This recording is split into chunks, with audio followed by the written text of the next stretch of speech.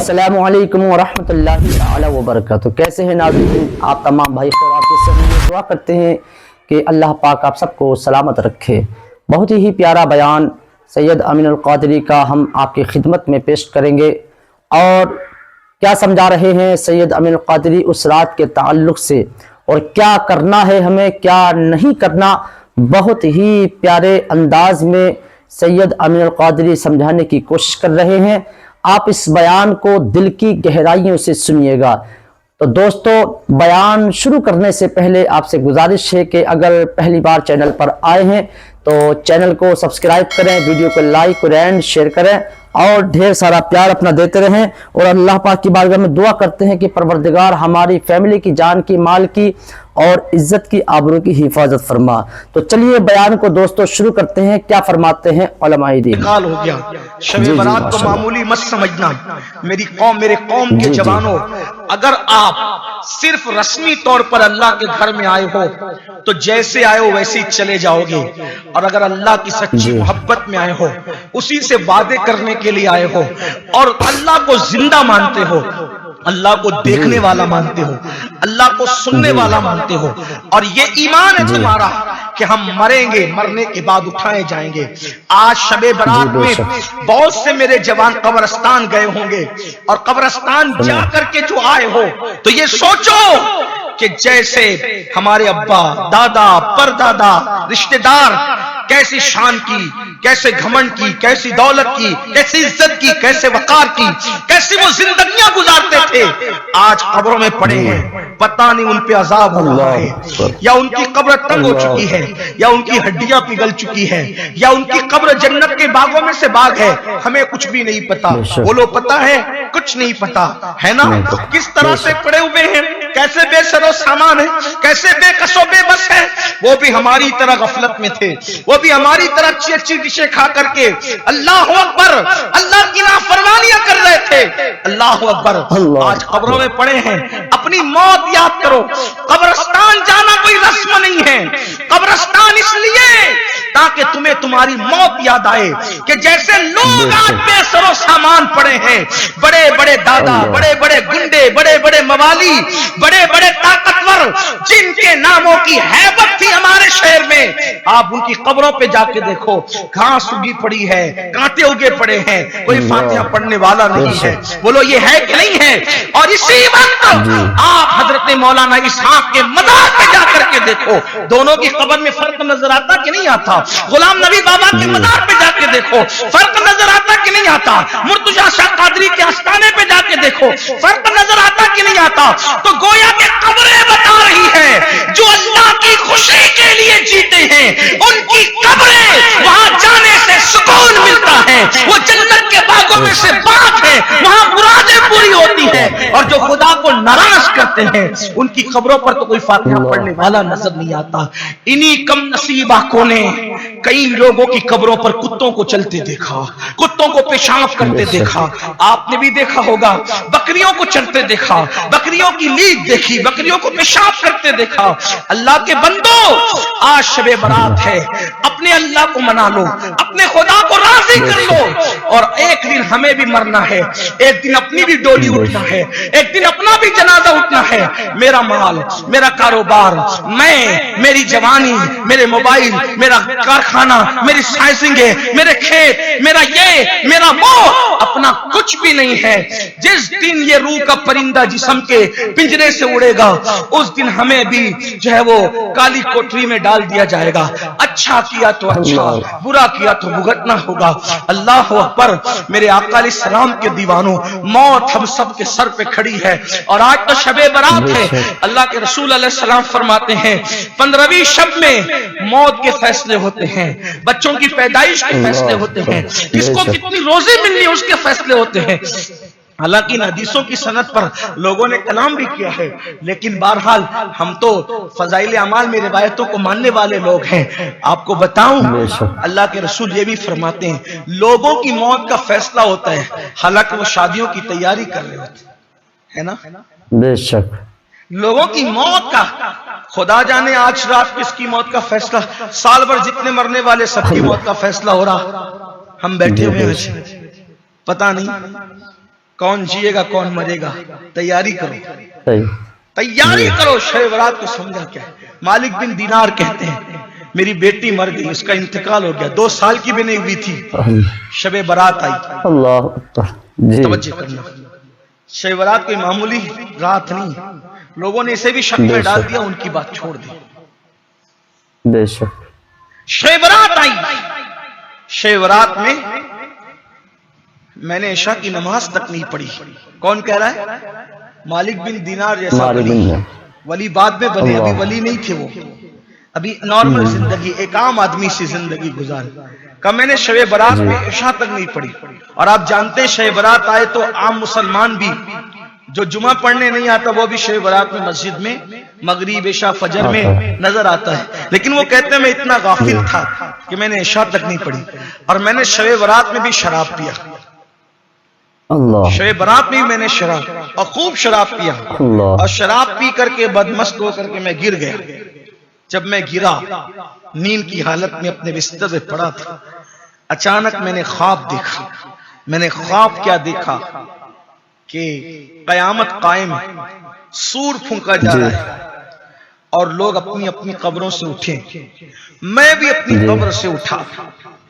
جب میں اپنی قبر سے اٹھا تو ایک بھیانک دھماکے کی آواز آئی، میں نے پیچھے مڑ کے دیکھا تو ایک بھیانک سا اژدہا تھا، بھیانک سا سانپ اژدہا جو مجھے مارنے کے لیے میرے پیچھے دوڑ رہا تھا۔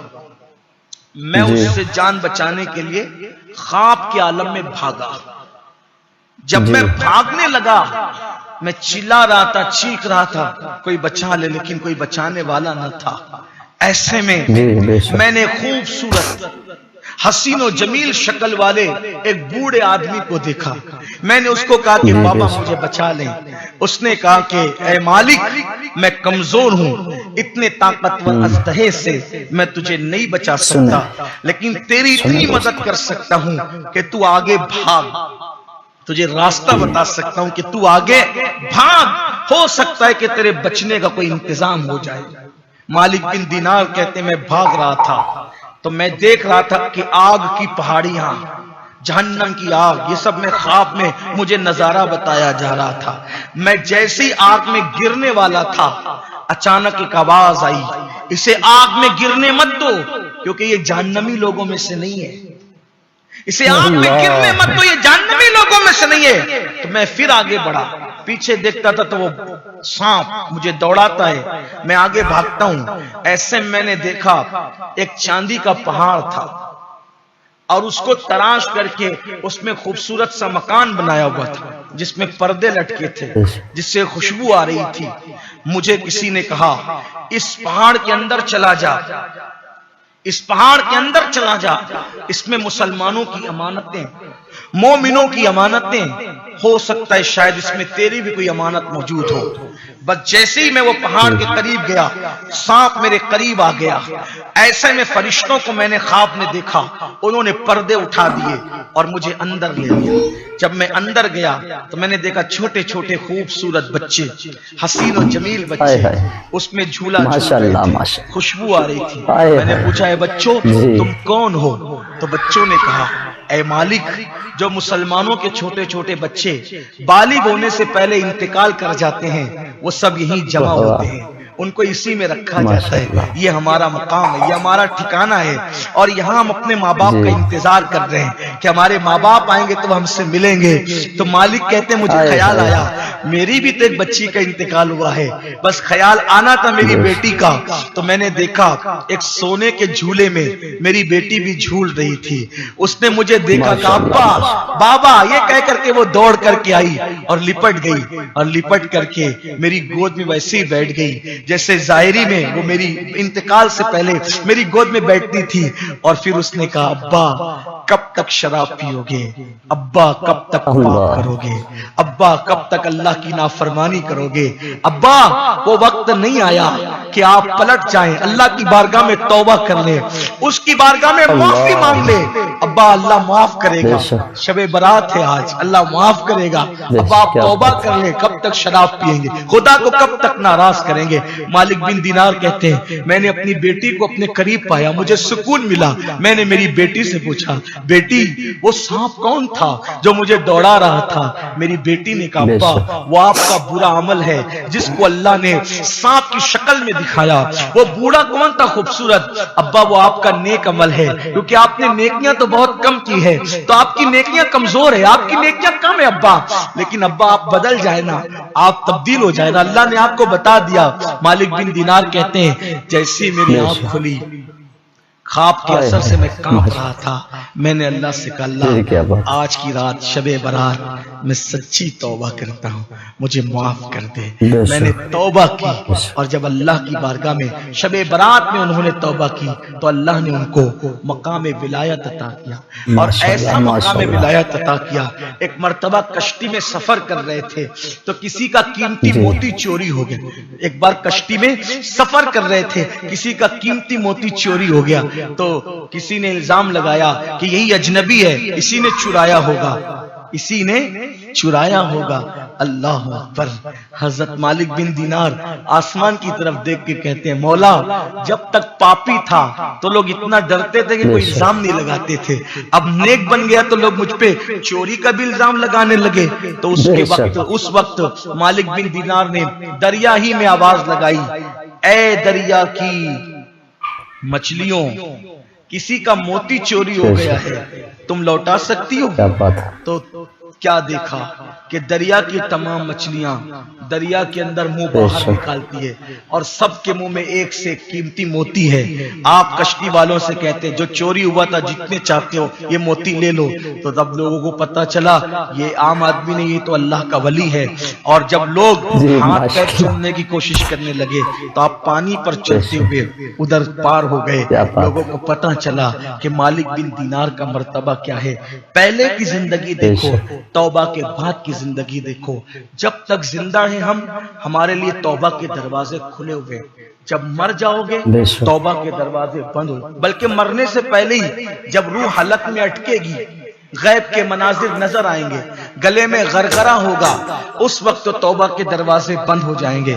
इसलिए अल्लाह से सच्चे दिल से माफी मांगो, अल्लाह की तरफ पलटो, वापस आओ अल्लाह की तरफ। ये नहीं शबे बारात में रो धो लिए, उठ के गए फिर वही हाल, ये धोखेबाजी नहीं, ये मक्कारी नहीं, ये मुनाफिकत नहीं। अल्लाह से वादा करो, मैं गुनाह नहीं करूंगा मतलब नहीं करूंगा, हराम नहीं खाऊंगा मतलब नहीं खाऊंगा, आंखों का गलत इस्तेमाल नहीं करूंगा मतलब नहीं करूंगा। बस अल्लाह वाली जिंदगी गुजारिए, फिर अल्लाह की मदद देखिए। दुनिया परेशान रहेगी लेकिन आप सुकून से रहेंगे, आप चैन से रहेंगे, आप इत्मीनान से रहेंगे। याद रखना, खुदा से दूर होकर न किसी को सुकून मिला है, न हमें सुकून मिल सकता है। गुनाह करके न कभी किसी की जिंदगी में खुशियां आई है, न हमारी जिंदगी में आ सकती है। मेरे ये नौजवान जो मेरे सामने बैठे हुए हैं, मैं उनसे कहता हूं, बहुत हो गए गुनाह, बहुत हो गए गुनाह, अब मत करो गुनाह। दुनिया गुनाह कर कर के